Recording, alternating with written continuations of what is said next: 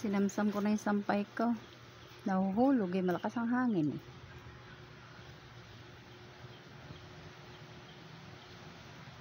Chu, chuchu, chuchu, ang lakas ng hangin, chu, chuchu. Ang mangga oh. Ang lakas ng hangin guys. Ang sarap. Ang mga sampay nagsihulugan na sa lupa. Buti na lang ako, nakuha ko na yung sampay ko. Ang lakas ng hangin. Naku, yung langka, baka mahulog.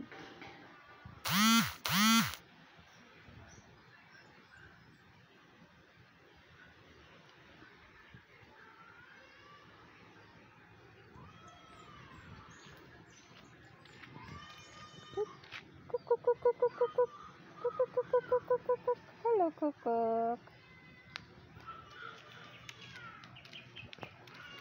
Hi. Hi. Hi. How are you doing? Pag nasa labas ako, nasa labas ka rin. Dumi ng tenga mo, oh. Paano ba natin malilinis yan, tenga mo?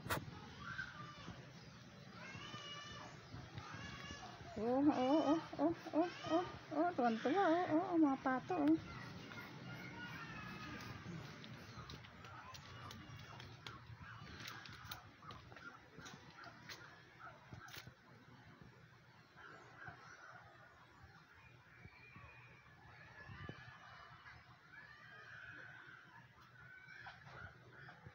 Sasamsam na siya kasi naglalaglagan na yung sampay niya. Asawa yan ng pinsan ni Ariel. Malakas ang hangin ngayon eh. Hoy, saan ka punta? Malakas ang hangin. This is mommy yours, ang Tagalog, nakapag-asawa ng Bisaya, nakatira ngayon sa Davao. Masasabi kong masaya sana ang buhay dito, kaya lang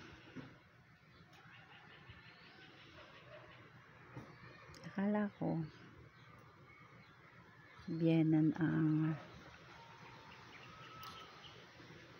mahirap pakisamahan.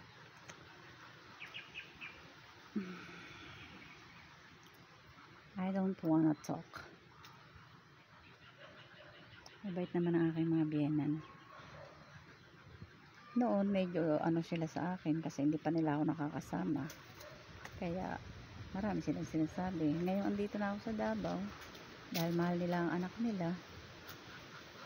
Hindi naman natin masabing napipilitan. Nakikita naman nila ginagawa ko. Paglasing ang anak nila, hirap na hirap ako.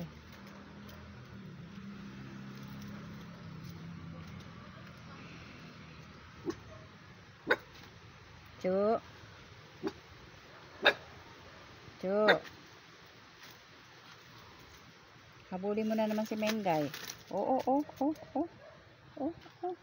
kukulit. Kukulit ng dalawang to. Ay mga pato, ano iniintay nyo? Hintay kayo kanin? Ha? Hintay kayo kanin? Ang lakas ng hangin eh, naglaglaga na. Chu.